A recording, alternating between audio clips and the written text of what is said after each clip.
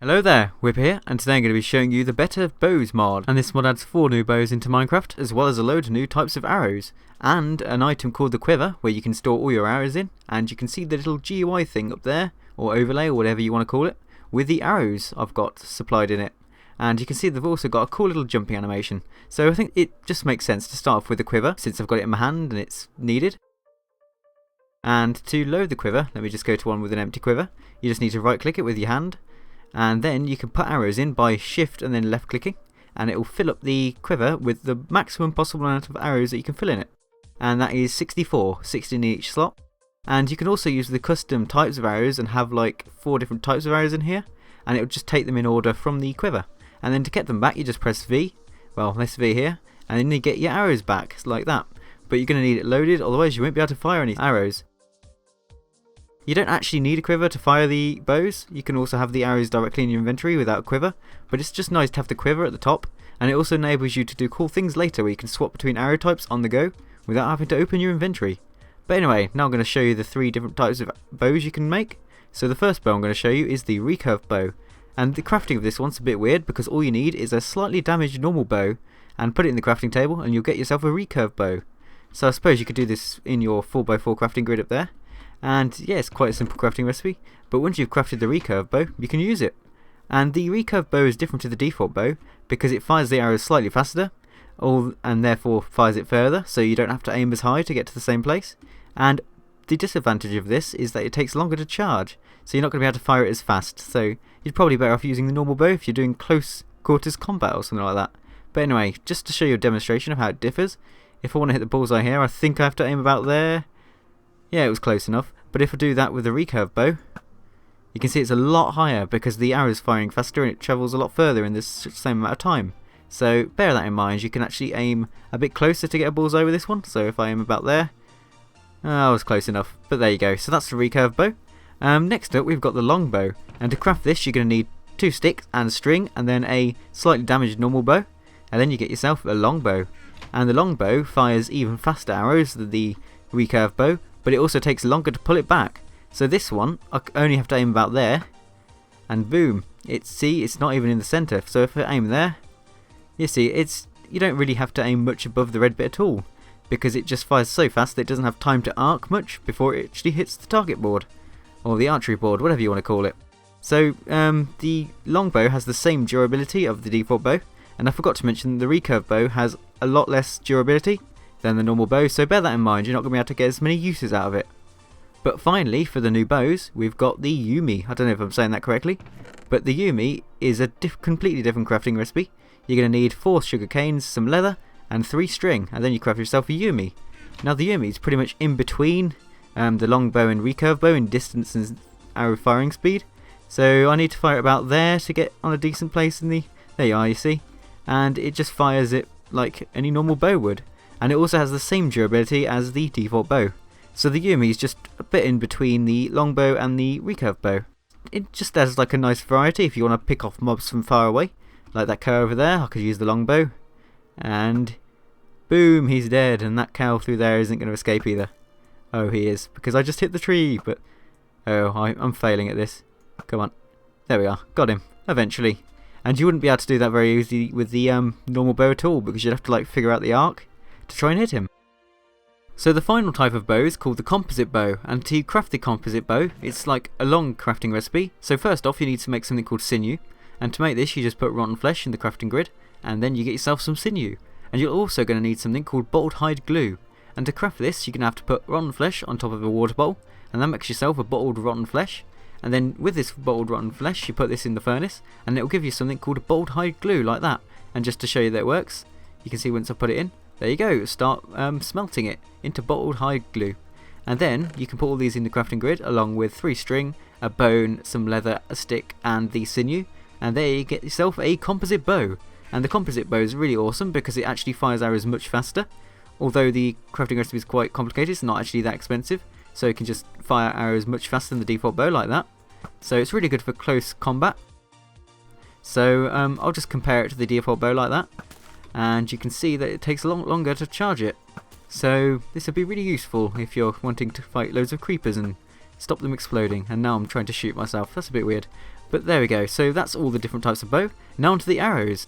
Actually, there's a few things I want to go over before I actually go on to the different arrow types. So first off, I forgot to mention that arrows now have like a 3D render, and I'm just going to use a fire arrow for this, but I'll get onto that later.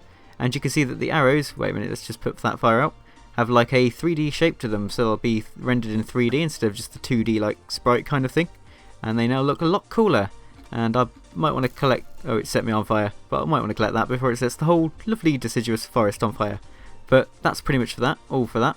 And also, when you have multiple quivers in your inventory, like here, you can swap between them using plus and minus to change between them, or you can go into the options menu, then to controls, and rebind them to whatever keys you like. So I've set them to left and right, which seems logical, and so I can just use that to cycle between the different arrow types on the go without having to open my inventory or anything like that. And it's a nice and simple way of changing between arrows without any fiddling around. So anyway, now I'm going to go through these arrow types one by one, showing you what they do. So you've already had a little glimpse of the fire arrow, and this basically just sets whatever block it lands on fire. So if I fire at this tree, it sets it on fire. But we don't want to do that because we don't want to set this massive beautiful forest on fire, because that would be very laggy and it would be horrible and it would make it really ugly, and we don't want that to happen. But anyway, the next one is the impact explosive arrow, and this one you could probably guess what it's going to do. It's going to explode on impact, and I think I'm going to test it on that target board.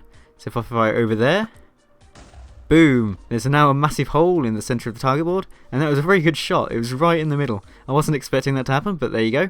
That's the impact explosive arrow, and you could spam it at trees and make them explode if you were that bored and wanted to explode trees, but it's probably more effective against mobs.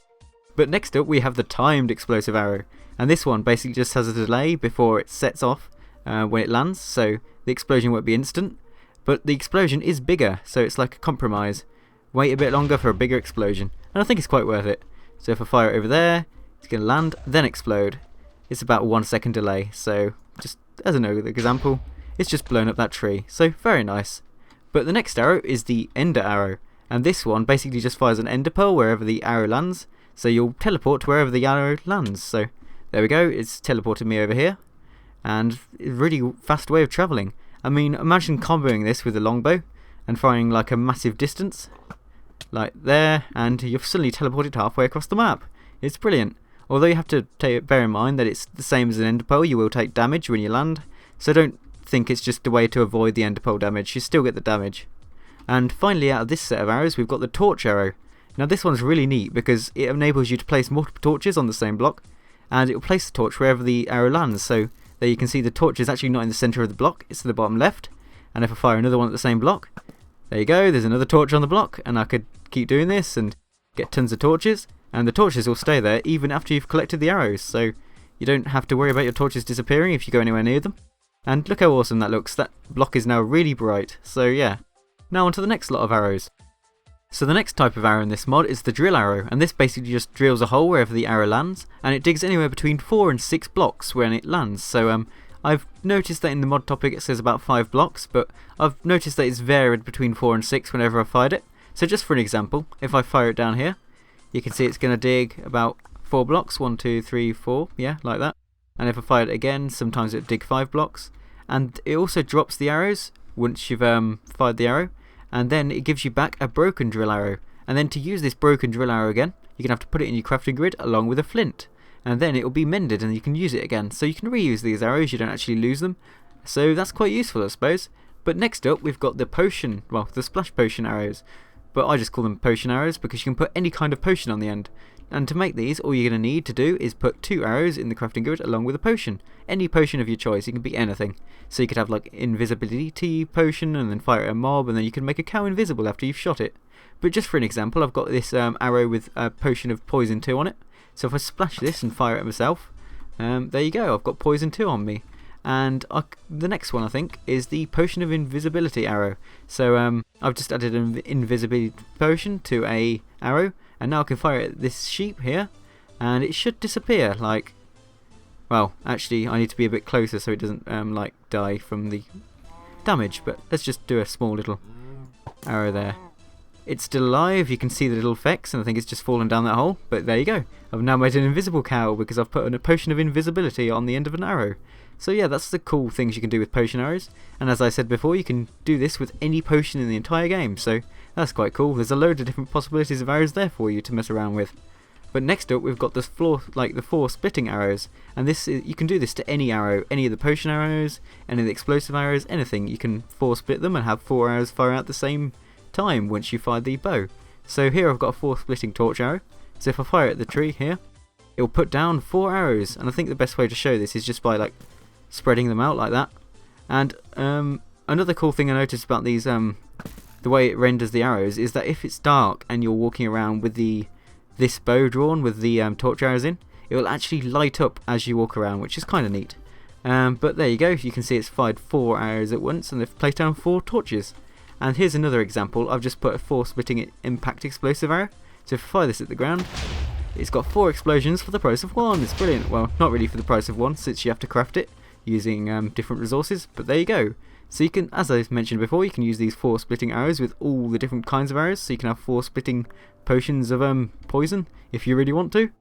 I actually forgot to mention a few key features of this mod which are actually worth noting, and that is that skeletons will sometimes spawn with custom bow types, so you might find a skeleton with a composite bow or something like that rapidly fires arrows at you, and that'd be quite annoying really, because you'd never get anywhere near it.